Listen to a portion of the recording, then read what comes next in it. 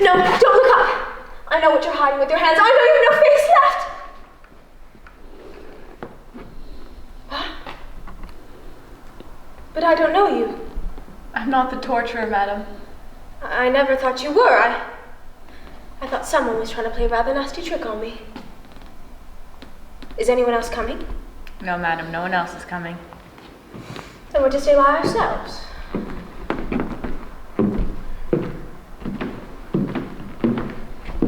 You're very pretty. I wish I had some flowers to welcome you with. Flowers? Yes, I love flowers, only they would fade so quickly here, wouldn't they? So stuffy. Oh well, the great thing to do is keep as cheerful as we can. Don't you agree? You two are, Yes, last week. And you? I'm quite recent. Yesterday. As a matter of fact, the ceremony's not quite over. The wind is blowing my sister's veil all over the place.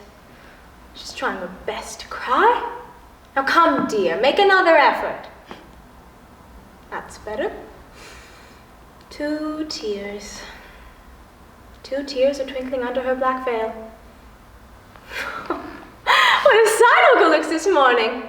She's holding my sister's arm, helping her along, and she's not crying. And I don't blame her. Tears always mess up one's face, don't they? Olga was my bosom friend, you know. Did you suffer much? No, I was only half conscious. Mostly. What was it? Pneumonia. It's over now. They live in the cemetery. Goodbye. Goodbye. Quite a crowd they are. My husband stayed home, prostrated with grief. Poor man. And you? The gas stove. Oh. Sorry, I fear I'm not good company among the dead. Oh, please don't use that word. It's so crude and in terribly bad taste, really. It doesn't mean much anyhow. Somehow I feel we've never been so alive as now. If we've absolutely got to mention this state of things, well, I'd suggest we call ourselves absentees. It's night now. That's so. Olga's undressing. It must be after midnight. How quickly time passes on Earth. Yes. After midnight.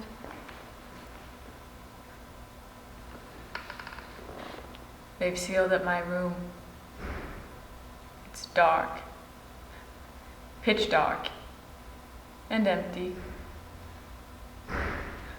They've strung their coats on the backs of the chairs and rolled their shirt sleeves above the elbow. The air stinks of men and cigar smoke. I loathe men in their shirt sleeves. What about you? Do you like men in their shirt sleeves?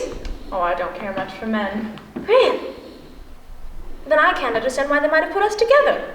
What's that you said? It's absurd, really. I expected to meet old friends or relatives. Yes, a charming old friend with a hole in the middle of his face. Yes, him too. He turns the tango so divinely. Like a professional. But why? Why should we of all people be put together? Wait. You see how simple it is? Childishly simple. Obviously, there are no physical torments here. You agree, don't you? And yet we're in hell. No one else will come here. We'll stay in this room together forever and ever. In short, there's someone absent here. The official torturer. Whatever do you mean? I mean that both of us will act as torturer to the other.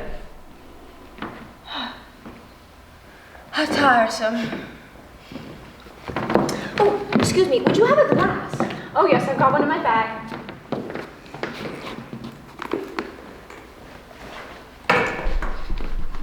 It's gone.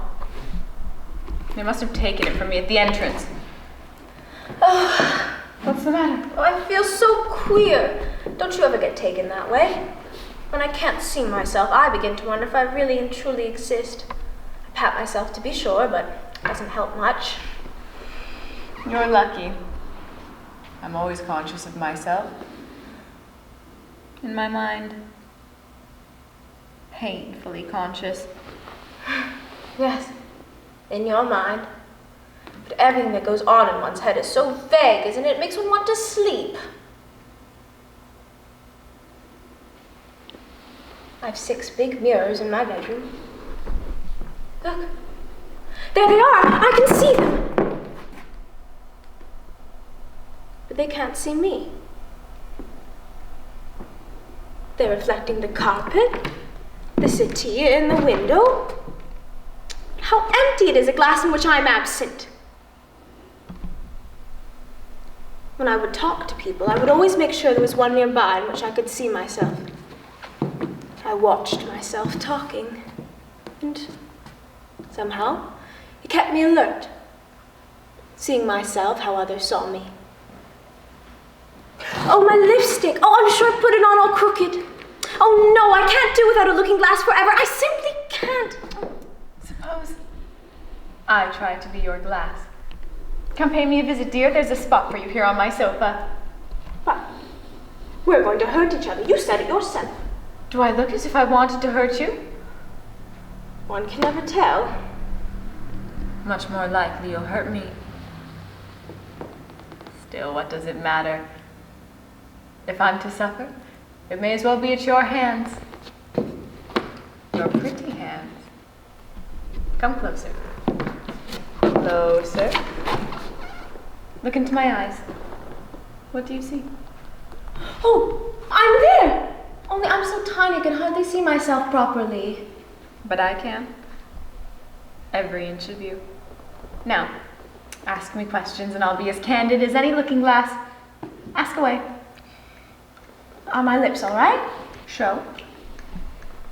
No, they're a bit smudgy. Oh, I thought as much. Well, luckily no one's seen me. Here, I'll try again.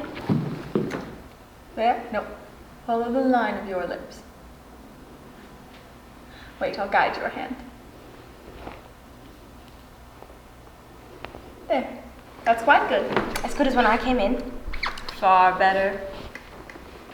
Crueler. Your mouth looks quite diabolical that way. Oh, gracious, and you like that? Oh, how maddening it is not being able to see oneself. Are you quite sure they're all right? You're lovely, Estelle. But how can I rely upon your taste? Is your taste the same as my taste? How sickening it is. It's enough to make everyone crazy. I have your taste, my dear, because I like you so much. Look at me. No, straight. Smile. I'm not so ugly either. Am I not nicer than your glass? I don't know. You scare me rather, and my reflection never did that. Only, I knew it so well. Like something I had tamed. And why shouldn't you tame me? Listen, I want you to call me Inez. We should be great friends. I don't make friends with women very easily. Hello. What's that? That nasty red spot at the bottom of your cheek. A pimple? Pimple? Oh, simply foul. Where? There. You know how they catch larks with a mirror? I'm your lark mirror, my dear, and you can't escape me. There isn't any pimple. Not a trace of one. So what about it? Suppose the mirror started telling lies, or suppose I covered my eyes and refused to look at you. All that loveliness of yours lost on the desert air. No, don't be afraid.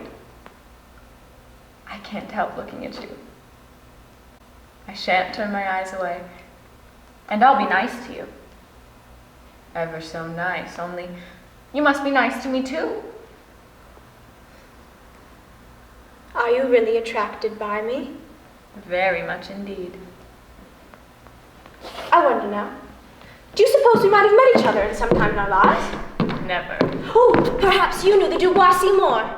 Not likely. Oh, but everyone went to their parties. What's their job? Oh, they don't have a job, but they have a lovely house in the country and hosts of people visit them.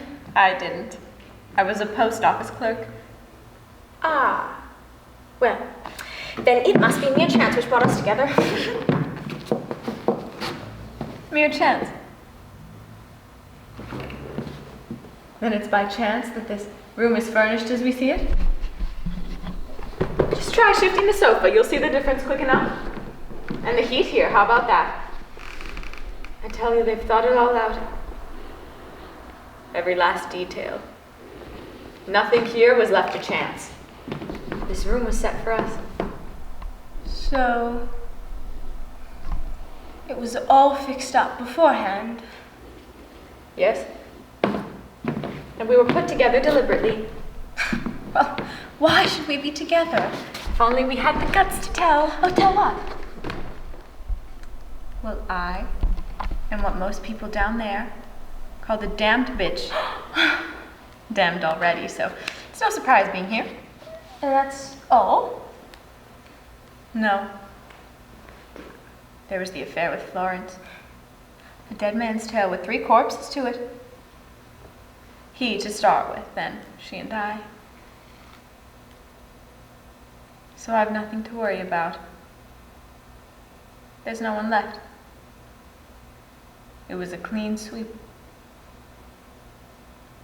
Only that room. I see it now and then. Empty with the doors locked.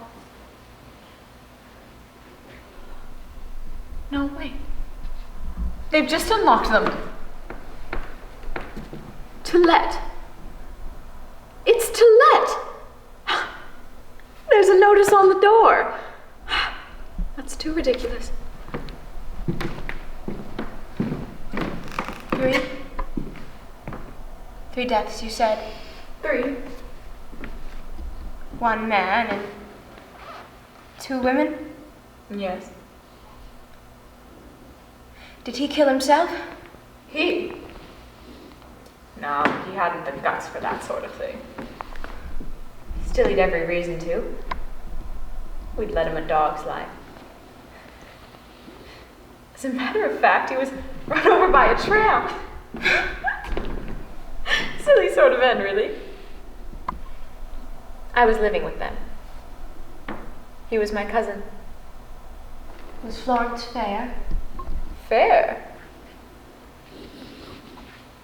I don't regret a thing. Still, I'm not very keen on telling you the story. Oh, that's all right. So, you got sick of him? All sorts of little things got on my nerves. For instance, he made this noise when he drank.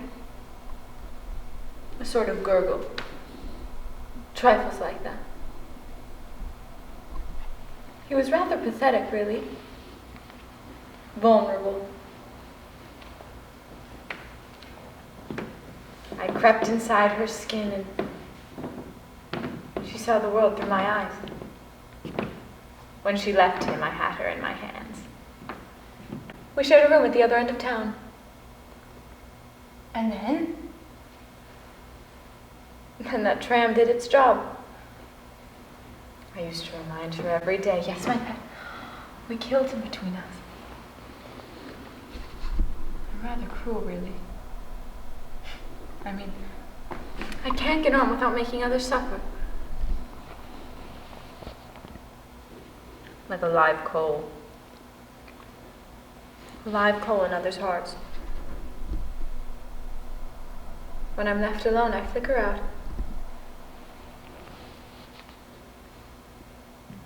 For 6 months, I flamed away, though there was nothing but a cinder.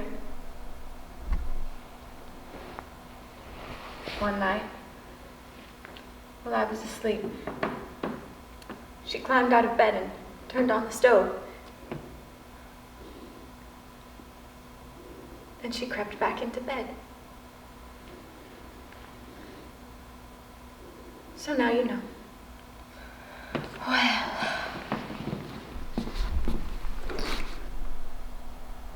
Your turn. What did you do? I mean, why have they sent you here? well, that's just it. I haven't the notion, not the foggiest. In fact, I'm wondering if someone hasn't made some ghastly mistake. Do stop smiling. Just think of the number of people who become absentees every day. Thousands and thousands. And they're probably sorted out by those understrappers. You know what I mean. Stupid employees who don't know what they're doing. And they're bound to make mistakes sometimes. Do stop smiling. Is that all you have to tell? What else should I tell? I've nothing to hide. I lost my parents when I was a child, and I had my young brother to bring up. We were terribly poor. And when an old friend of mine asked me to marry him, I said yes. He was very well off and quite nice.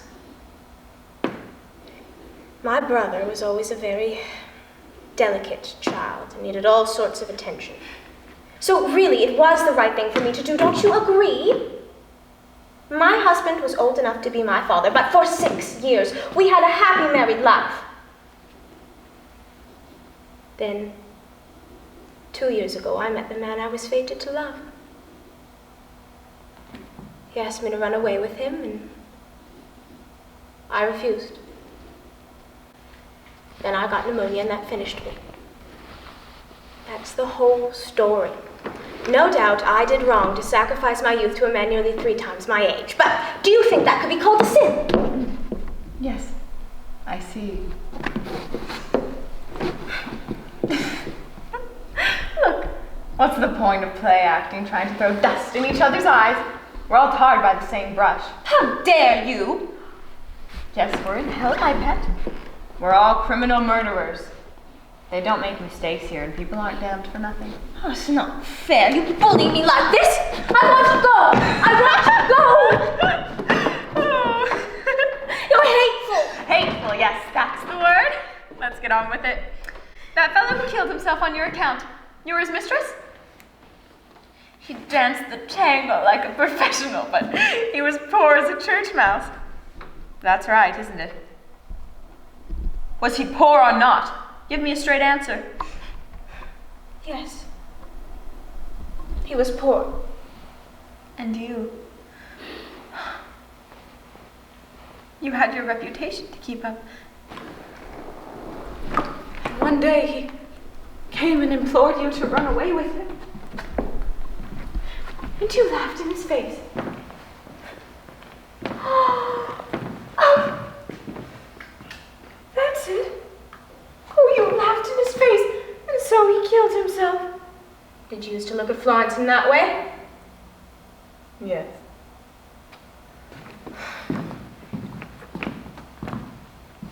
You have it all wrong. He wanted me to have a baby.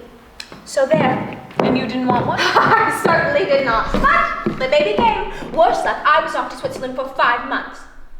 No one knew anything. It was a girl. Roger was there with me when she was born. Pleased him to no end having a daughter. Didn't please me. And then? There was a great balcony overlooking the lake. I brought a big stone. He knew what I was up to. But he just kept shouting, "Estelle, for God's sake, don't!" I hated him then. But he saw it all. He was leaning over the balcony and he saw the rings spreading in the water. Yes. And then? That's all. I went back to Paris and he did as he wished. You mean he blew his brains out? That was absurd of him, really. My husband never suspected a thing. I love you. Nothing doing. Tears don't flow in this place. I'm a coward. Coward. You knew how I hate you. Are you angry with me? Yes. My poor little fallen nestling. You've been sheltering in my heart for ages, though you didn't realize it. Oh no. Oh, don't be afraid. I'll keep looking at you forever and ever without a flutter of my eyelids. And you'll live in my gaze like a mote in a sunbeam. A sunbeam indeed. Do you think you can fool me with such words? Everyone knows by now what I did to my baby. The crystal shadow, but I don't care.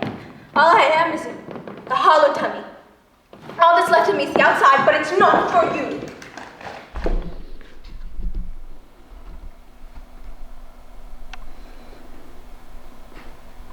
Come to me, Estelle. You shall be whatever you like. A glancing stream, a muddy stream. And deep down in my eyes, you'll see yourself as you want to be.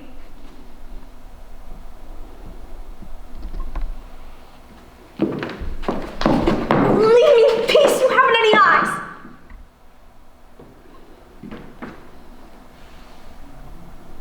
Is there really nothing? Nothing left of me. Nothing whatsoever. Nothing of you is left on earth.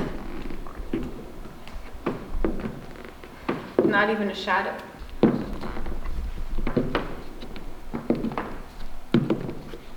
All you own now is here. And I, my dear, am yours forever.